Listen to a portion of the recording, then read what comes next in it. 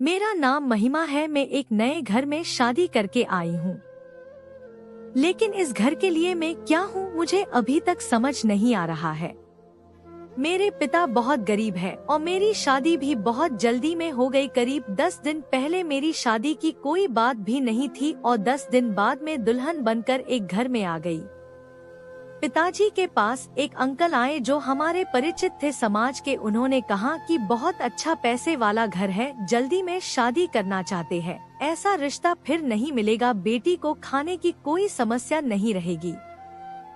बस इतना तो काफी था मेरे पिता के लिए और हमारी शादी हो गई।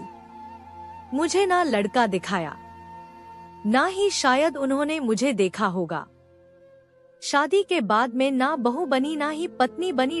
शादी करके मैं बड़े घर में आई थी तो मुझे लगा था कि मेरी जिंदगी बदल जाएगी। जिंदगी तो बदली, लेकिन दूसरी तरह से यहाँ मुझसे कोई बात करना तो दूर, मेरी शक्ल भी पसंद नहीं करता है। फिर बस मेरे मन में यही सवाल आता रहा कि क्यों मुझसे शादी की। आपको यह जानकर आश्चर्य होगा कि मुझे यह भी नहीं पता कि मेरी शादी किससे हुई है, क्योंकि अभी तक मैंने उनकी शक्ल नहीं देखी। वो घर रहते ही नहीं थे, काम के सिलसिले में बाहर ही रहते थे। मैं अपने ननद के कमरे में सोती हूँ, वो भी एक कोने में नीचे। मेरी ननद भी मुझे अपने कमरे में नहीं रखना चाहती थी, लेकिन मेरी सास ने कहा कि किचन में नौकरानी सोती है, इसलिए मुझे एक कोने में जगह दे दी। मेरी ननद मेरे साथ ऐसा व्यवहार करती जैसे कि मैं कोई नौकरानी हूँ। बात बात पर मुझे चिल्लाती, कमरे में आते ही कहती वही रह कोने में, आगे मत आया कर। काम करते वक्त और खाते वक्त कुछ कचरा होता तो वो जानबूझकर जहाँ मैं सोती वही फेंकती। मैं फिर भी चुपचाप रहती। शादी का मतलब यह होता है मुझे नहीं पता था, और इस तरह की शादी से तो मैं बिना शादी रहती तो ज्यादा अच्छा होता। मैं सारा दिन बस घर के काम में लगी रहती थी। घर बड़ा था, लेकिन यहाँ लोगों के दिल मुझे छोटे लगे। सुबह से शाम तक काम करना और रात को बिना आवाज करे ननद के कमरे में कोने में सो जाना, बस यही मेरी जिंदगी थी। मेरा घर वालों से नहीं, लेकिन घर में काम करने वालों नौकरानी से अच्छा रिश्ता बन गया था, क्योंकि आखिरकार मैं भी तो उनमें से एक ही थी।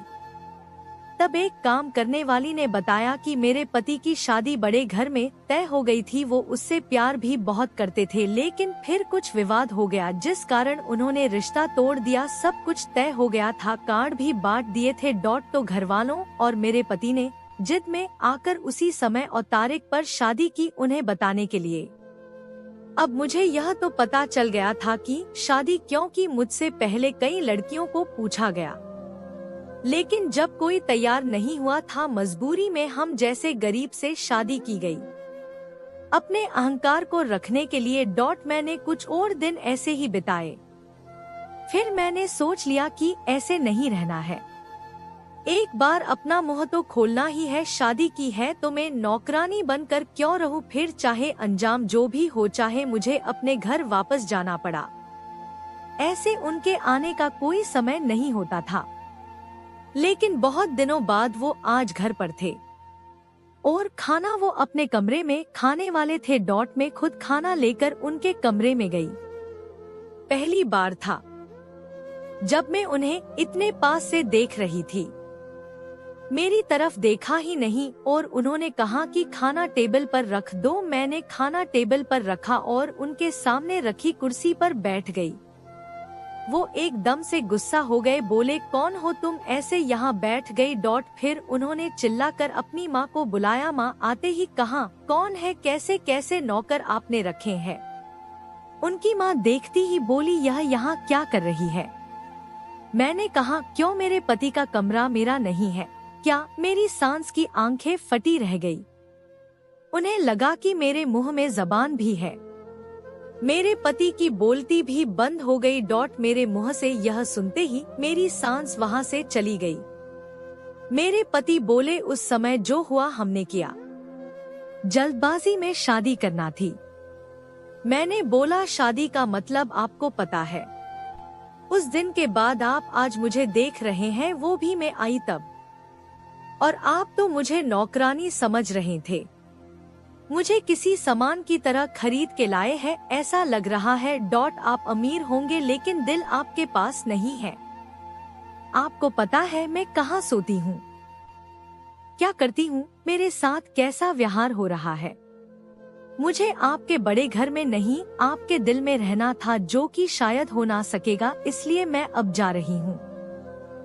आपको बताना था, इसलिए आज आपसे बात की। इतना कहकर मैं जाने लगी, तब उन्होंने मुझे रोका।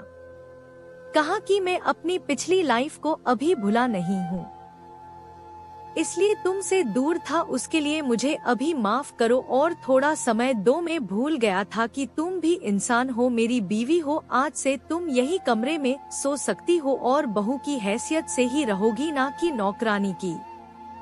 उस दिन से मैंने अपने लिए एक नया घर बना लिया था। मेरी समझ आ गया था यहाँ बिना बोले कुछ हासिल नहीं होगा। धीरे धीरे मैंने अपना हद लेना शुरू कर दिया। वो घरव मुझे बहू नहीं मानते थे, लेकिन मैंने मनवाना शुरू कर दिया। मुझे यकीन है धीरे धीरे वो भी मुझे पत्नी मानने लगेंगे। शुरुआत तो हो गई है। अब मेरी सास और ननंद भी मुझसे वैसा व्यवहार नहीं करते हैं। क्योंकि शादी सबके सामने हुई है, मैं इस घर की बहू हूँ, गरीब हूँ, डरपोक नहीं। आपको यह कहानी कैसी लगी कमेंट कर हमें जरूर बताएं।